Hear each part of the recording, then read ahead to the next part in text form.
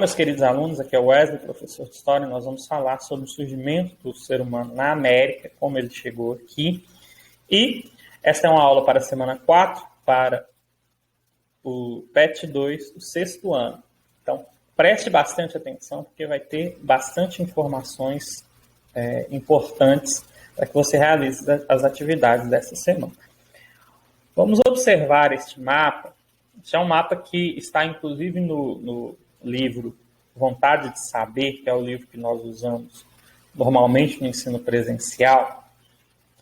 E eu até preferi usar esse material em detrimento do próprio PET, porque ele traz algumas informações que não estão presentes no PET e que eu creio que são importantes, né? O PET ele traz apenas duas possibilidades como possibilidades aí fortes de ocupação do continente americano pelo ser humano, que seria a questão aí que, primeiro, o que está de verde, que é a hipótese da rota de Bering, e o que está de vermelho, que seria a hipótese da rota transpacífica ou da rota da Polinésia, né? O ser humano ele teria ido aí, chegado em ilhas, chegando por meio de canoas aí e chegado, enfim, ao continente americano. Mas eu vou trazer outras duas, né, e até outras possibilidades, né, de nós pensarmos o povoamento da América. Primeiro, tratando aí da hipótese da rota de Bering. É a versão mais provável, é a versão mais aceita. Eu prefiro usar a versão mais aceita do que mais provável, né? E esta versão mais aceita, ela diz que o ser humano teria chegado por meio do Estreito de Bering, que é um estreito entre o continente americano e o continente asiático. Durante um certo tempo, cerca de 12 mil anos atrás, esse estreito teria congelado, né, e o ser humano teria passado por ele e se estabelecido no continente americano. Okay? Essa é a versão mais aceita. Existem sítios arqueológicos que trazem aí, que corroboram bastante com esta hipótese, e trazendo aí, por exemplo, a questão das características, inclusive, dos fósseis encontrados, elas são de fósseis de homens asiáticos, né, de homens com características, utiliza-se esse termo, características mongoloides, ou seja, provenientes do continente asiático. Okay? Uma outra possibilidade, uma outra hipótese é a rota costeira. Dessa forma, o ser humano teria utilizado embarcações e teria ido aí, chegado à América, chegando aí até o fim do continente, né, de norte a sul do continente, por meio da costa aí pacífica do continente, né, da costa do Oceano Pacífico aí. É também uma possibilidade e também bastante forte. A outra é a rota transpacífica, ou rota aí, da Polinésia. O ser humano ele teria aí atravessado o Oceano Pacífico, passando por várias ilhas, passando aí pela Oceania e chegado chegado à América desta forma. Esta também é uma versão bastante fomentada, essa é uma versão bastante importante, né, e bastante forte. Ela bate muito de frente com a questão da rota de Bering. Uma outra possibilidade que nós trazemos, uma quarta, né, seria uma quarta possibilidade, seria uma rota atlântica, né, que o homem teria saído aí, da Europa e se estabelecido aí na América do Norte, onde hoje é o território aí, do Canadá, dos Estados Unidos, enfim. Esta é também uma possibilidade, e essas possibilidades elas têm como provas aí, fósseis, né? De acordo com a interpretação, né, do arqueólogo, do historiador, nós vamos ter algum que defenda um, que defenda outro, ok? Mas é importante nós sabermos que essa não é uma questão fechada. Quando eu estudei isto na escola, a gente aprendia simplesmente que o homem chegou à América por meio do Estreito de Bering. Pronto, acabou, ninguém questionou, ninguém fez pergunta, todo mundo acreditou. E aqueles que, eu não sei se houveram outros colegas meus que estudavam comigo na época, que fizeram história também, eu só fui saber de uma outra versão na graduação de História. Né? Que foi quando eu, de repente, me preocupei em estudar sobre o assunto. Né? Mas, enfim, vamos para os próximos passos aí, para as próximas informações que também são importantes. Nós temos que uma descoberta, inclusive no nosso território mineiro, que é a descoberta uma descoberta feita por um paleontólogo chamado Peter Lund. Esse paleontólogo ele encontrou um fóssil, né, de um crânio humano na região de Lagoa Santa, que é uma região que existem aí bastantes sítios arqueológicos. Nós vamos explicar o que é um sítio arqueológico daqui a pouco. E lá foi encontrado o crânio daquela que foi chamada Luzia. E o que esse crânio diz sobre a história da América? O que esse crânio diz sobre a ocupação da América? Ele dá uma outra possibilidade que não, por exemplo, a questão do Estreito de Bering. Por quê? Cerca de 12 mil anos, né, a Luzia teria vivido há cerca de 12 mil anos, né, era uma mulher, ela morreu jovem, com cerca de 20 anos, morreu provavelmente atacada por um animal, enfim. Mas estas são as informações que temos. Qual que é a grande novidade aí? Por que a Luzia é importante e a Luzia, inclusive, causa polêmica? Eu disse para vocês que os achados que corroboram com a possibilidade do homem ter vindo pelo Estreito de Bering é justamente a característica ser ligada aí à característica do homem asiático, né? A característica mongoloide.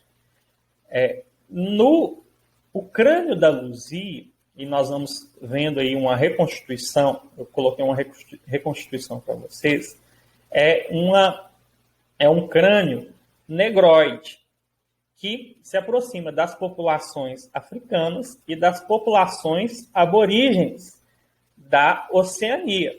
Aqui nós abrimos, inclusive, aquela possibilidade da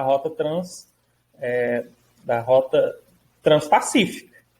Olha, se nós olharmos aqui cientificamente de algum modo, existe essa possibilidade olhando para a Luzia. Né? Pensando na Luzia, nós pensamos, olha, o homem pode ter chegado, né, criado algum barco, alguma forma de embarcação e chegado à América. Ok? Isso aí revolucionou os estudos da ocupação, né, americana. Por quê? Porque é uma forma de contestar aquilo que estava estabelecido até um certo tempo atrás. Então, vamos continuando, porque são possibilidades. Uma pesquisadora muito importante para o Brasil é esta senhora aí, que está na foto, que é a arqueóloga Niede Guidon.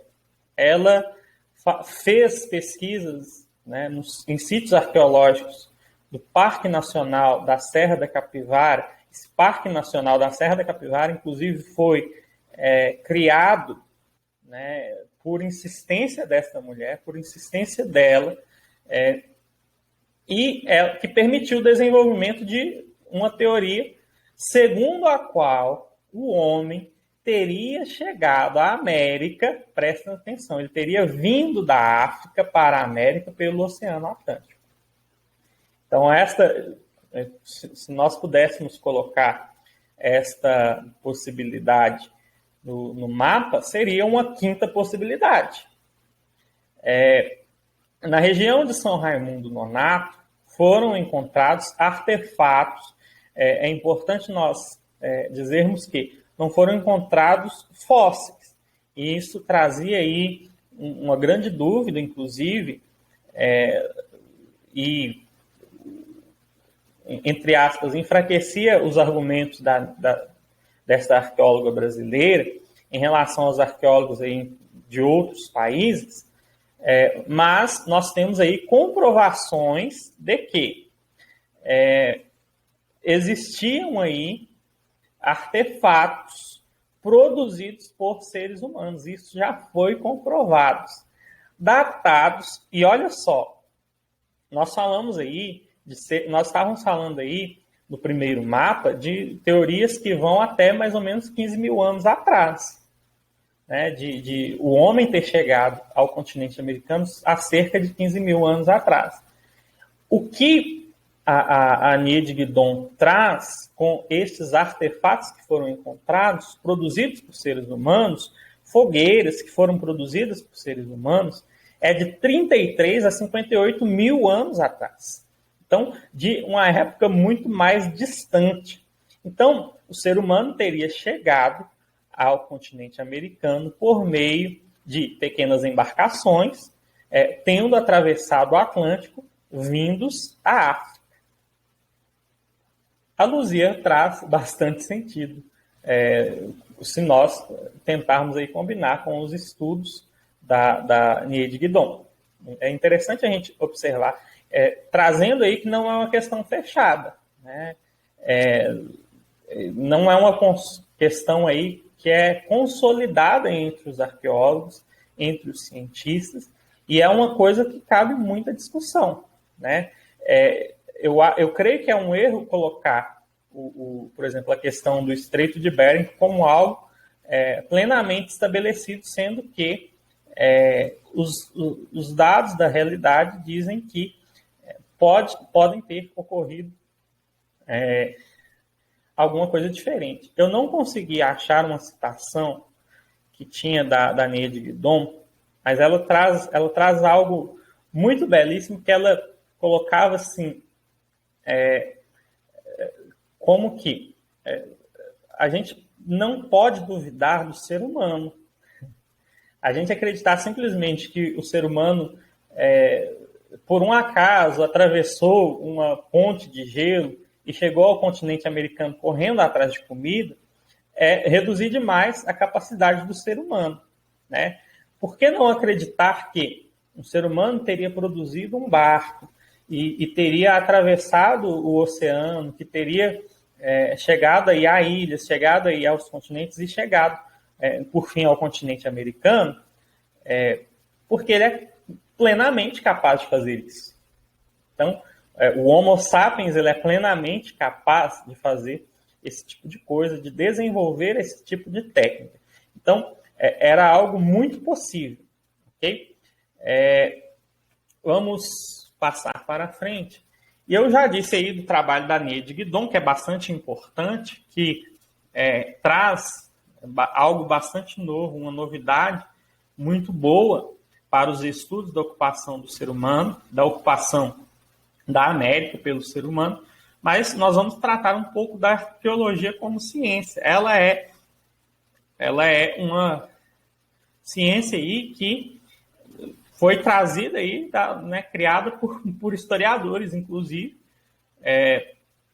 que é muito importante para o conhecimento histórico. Se nós queremos compreender sociedades do passado, e a arqueologia não serve somente para essas questões do passado. Existem arqueólogos que escavam aí, por exemplo, lixões para encontrar aí questões de padrão de consumo, tratando aí de 2, 3 séculos atrás ou de 50, 60 anos atrás.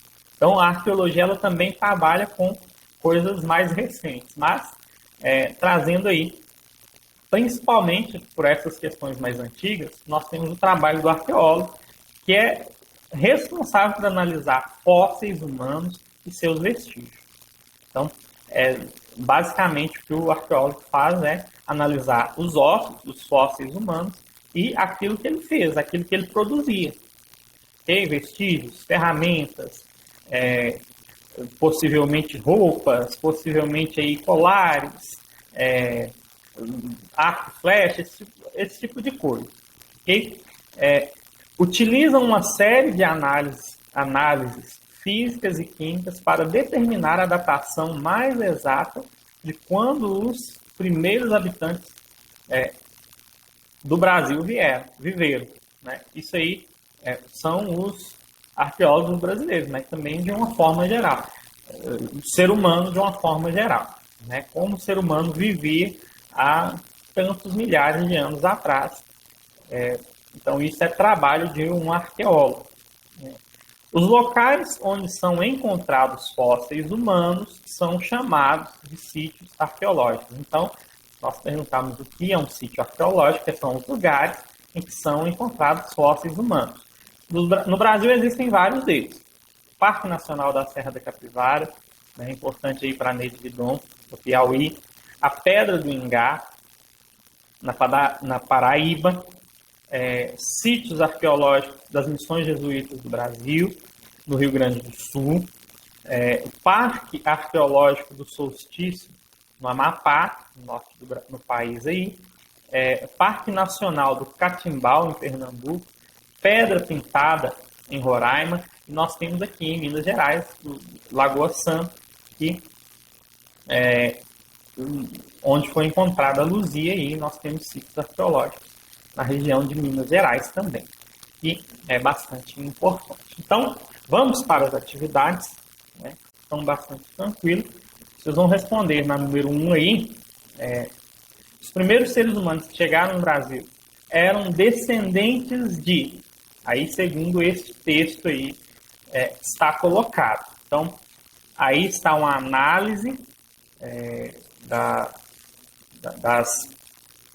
um texto aí analisando aí DNAs, falando de análise de DNAs, de grupos humanos, para verificar aí. Então, vocês vão verificar, vão ler o texto e vão observar.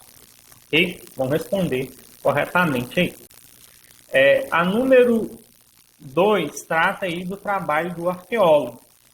Ok? Eu diria que está bastante tranquilo, né? Está bastante fácil se você prestou atenção no que eu expliquei sobre arqueologia, sobre os sítios arqueológicos. A número 3, você vai apontar, e aqui eu vou deixar uma crítica. Existem duas hipóteses. Eu trouxe aqui pelo menos 5 hipóteses diferentes. Então, não são somente duas hipóteses, mas para não criar um conflito aí entre o professor que criou o PET e o professor que está aplicando, nós vamos trazer aqui, duas hipóteses. Uma é o Estreito de Bering, a outra é a hipótese aí transpacífica, ou a hipótese aí, nós colocamos aí em outros termos, a hipótese da Polinésia. Okay? O homem teria passado pela Polinésia, por várias ilhas e chegado à América. Então, essas são as duas hipóteses que se trabalham. Não são somente essas duas hipóteses, mas, já que o PET colocou assim, coloquem essas duas. Ok? Explique qual das hipóteses é a mais provável. Mais uma crítica aí feita. Eu não concordo com essa atividade, por quê? E aí, mas os alunos vão ter que fazer, mas então, o que você vai colocar? Você vai colocar a hipótese mais aceita, não a mais provável, porque se você vai colocar a mais provável, depende da opinião do arqueólogo que você estuda. Então, vocês, muito provavelmente, a maioria dos alunos não vão começar loucamente a pesquisar vários arqueólogos com vários argumentos, até porque vocês não têm uma carga aí de conhecimento, de leitura, para conseguir analisar isso, mas você vai colocar aquilo que eu disse como teoria mais aceita aqui dentro dessa aula, tá bom? Então, fica para que você possa fazer essa atividade tranquilamente, né, para que o seu professor possa, né, ter a sua resposta aí de forma mais tranquila, ok? Então, você vai apontar as duas principais hipóteses e vai apontar qual é a hipótese mais aceita na letra B, ok? Eu preferia colocar hipótese mais aceita do que mais provável, ok? Então, vamos ao próximo. No número 4, nós vamos falar, vocês vão explicar por que as descobertas do Peter Land são importantes. Então, eu expliquei aqui sobre a Luzia, sobre sobre ela. Então, esse trabalho do Peter Land está ligado com a Luzia, ok? Então, essas são as atividades desta semana. Bons estudos, boa semana para vocês. Deus abençoe. Qualquer dúvida, eu estou à disposição para atender vocês.